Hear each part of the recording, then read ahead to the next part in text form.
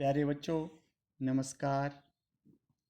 आज हम संस्कृत भाषा और व्याकरण के बारे में पढ़ने जा रहे हैं। तो प्यारे बच्चों, सबसे पहले मैं बताना चाहूँगा कि संस्कृत भाषा क्या है। तो बच्चों, शुद्ध और परिष्कृत भाषा को संस्कृत भाषा कहते हैं। यह संस्कृत भाषा समस्त भाषाओं की जननी भी है। संस्कृत भाषा को देववाणी भी कहते हैं। तो प्यारे बच्चों, अब अगला है कि भाषा किसे कहते हैं। तो प्यारे बच्चों, ध्यान से सुनिए कि भाषा वह साधन है अथवा माध्यम है, जरिया है, जिसके द्वारा हम अपने भावों या विचारों को प्रकट करते हैं तथा दूसरों के भावों एवं विचारों को समझ सकते हैं। तो प्यारे बच्चों, इस भेद भाषा के 3 भेद होते हैं। नंबर 1 लिखित भाषा, नंबर 2 मौखिक भाषा, नंबर 3 सांकेतिक भाषा। तो प्यारे बच्चों, जो लिखित भाषा ये क्या है, यानी जिसके माध्यम से लिख कर हम अपने भावों को प्रकट करते हैं, उसे लिखित भाषा कहते हैं। तथा मौखिक भाषा यानी मुंह से बोलकर जब अपनी बात हम दूसरों तक पहुंचाते हैं तो वो मौखिक भाषा हुई। और सांकेतिक भाषा यानी संकेत द्वारा यानी इशारे द्वारा जब हम अपनी बात दूसरे को समझाते हैं तो उसे सांकेतिक भाषा कहते हैं। प्यारे बच्चों, इसके बाद है व्याकरण। व्याकरण क्या है? तो बच्चों, वह शास्त्र जिससे शुद्ध पढ़ना, शुद्ध लिखना और शुद्ध बोलना सीखा जाता है, उसे व्याकरण कहते हैं। वैसे व्याकरण का शाब्दिक अर्थ यानी व्याकरण की व्युत्पत्ति कैसी हुई? वी जमा आ जमा क्री जमा स्त्री जमा अन, इन शब्दों को मिलाकर व्याकरण शब्द बना हुआ है। तो प्यारे बच्चों, व्याकरण के बाद अगला आता है हमारा वर्ण। तो वर्ण क्या है?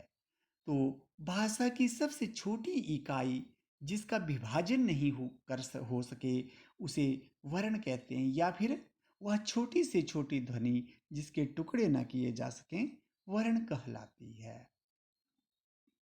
प्यारे बच्चों, अब है हमारा अगला कि लिपि क्या है। तो मौखिक भाषा को लिखित रूप देने के लिए निश्चित किए गए चिन्हों को लिपि कहते हैं, या फिर जिन वर्ण चिन्हों से भाषा लिखी जाती है उन्हें लिपि कहते हैं। प्रत्येक भाषा की अपनी अपनी लिपि होती है।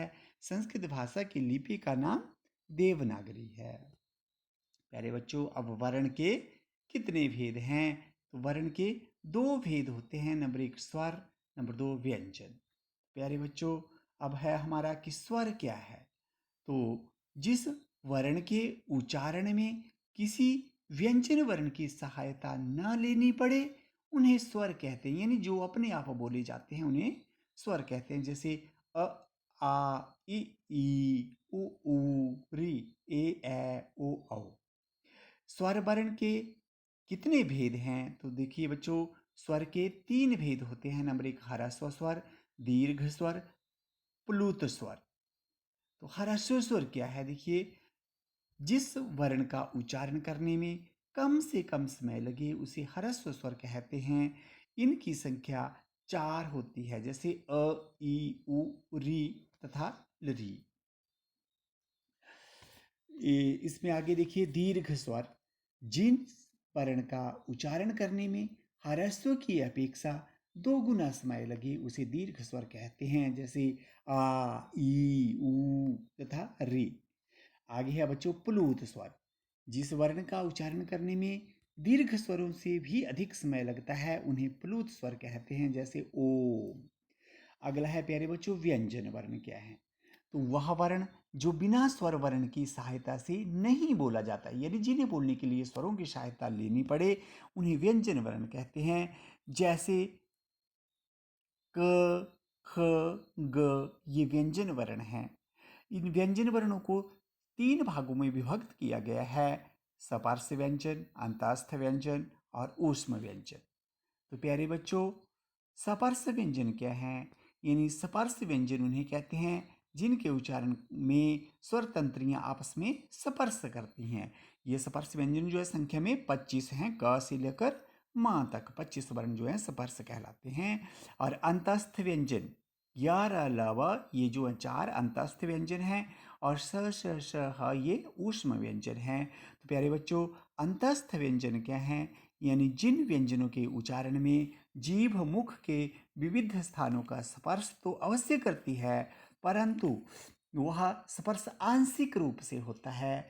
इस प्रकार के व्यंजनों को अंतस्थ व्यंजन कहा जाता है। अब है प्यारे बच्चों ऊष्म व्यंजन, यानी जिन व्यंजनों के उच्चारण में मुख से निकलने वाली वायु अत्यधिक घर्षण के कारण ऊष्म अर्थात गर्म हो जाती है, उनको ऊष्म व्यंजन कहा जाता है। श, श, स, ह ये 4 ऊष्म व्यंजन हैं। प्यारे बच्चों, ये आज हमारा संस्कृत भाषा और व्याकरण जो प्रकरण है वो संपन्न हुआ।